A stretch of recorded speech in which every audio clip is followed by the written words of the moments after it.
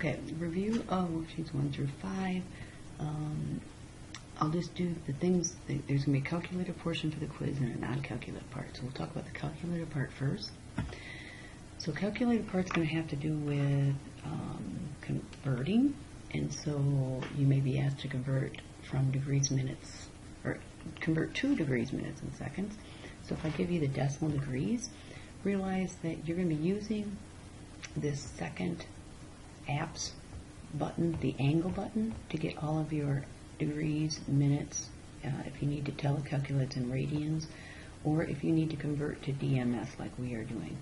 So if you're going to do 152.95, convert it to DMS, you just type it in, you hit the convert to DMS button under your angle again, and you get the degrees, minutes, seconds.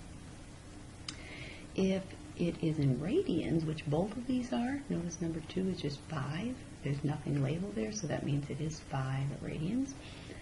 So if you're going to convert to degrees from radians, you need to make sure you go to your calculator and go to your mode and make sure that then you go to degree mode because you're converting to degrees.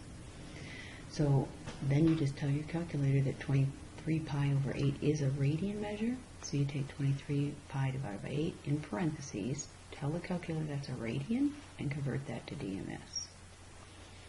You do the same thing for 5. Tell the calculator again it's 5 radians, and convert to DMS. Okay.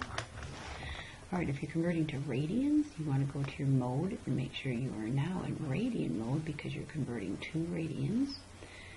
If it's degrees, minutes, seconds, remember you get these degrees and minutes under your angle, your second apps button. This seconds is when you do alpha plus, is where the second button is. So you're going to type that in. When you type that in, remember, it doesn't matter what mode you're in, it'll give you decimal degrees. So if you type in that and decimal degrees, you have to convert that decimal degrees now to radians. So if you're in radian mode, you take your answer, go second answer, and then tell it it's degrees, hit enter, and it'll give you the radian measure. Now if it's in decimal degrees, it's a little bit easier. You just have to type that number in, tell the calculator it is degrees, and hit enter. Okay, but again, in both cases you have to be in radian mode.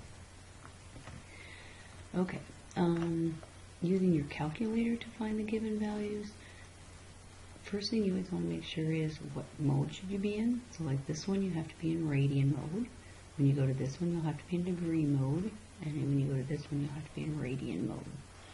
So sine of 16, as long as you're in radian mode, you just type in sine of 16, and you get negative 2.87. It does say around the nearest hundredth, so negative 0.29.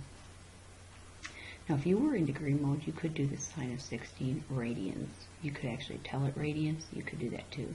Usually, the rule of thumb is that if you are taking the sine of a radian measure, just put your calculator in radian mode. Okay, so this one you have to go to degree mode. Now, you don't have a secant button, but you have a cosine button. So you're going to find the cosine of that angle in degrees. And again, you get your degrees, minutes from that angle button, this alpha plus. Cosine of that angle is negative 0.41, but the secant is reciprocal of that number. So remember, the reciprocal button on your calculator is x to the negative first. You'll see that button on your calculator. So after you get this, just hit that button. It'll take that answer, raise to the negative first, and give you negative 2.43. And then this one, you'll have to go back to radians. Again, you'll find the tangent of that angle in radians, but then take the reciprocal button to get 2.08. Okay? So that's really all the things you have to be able to do with your calculator.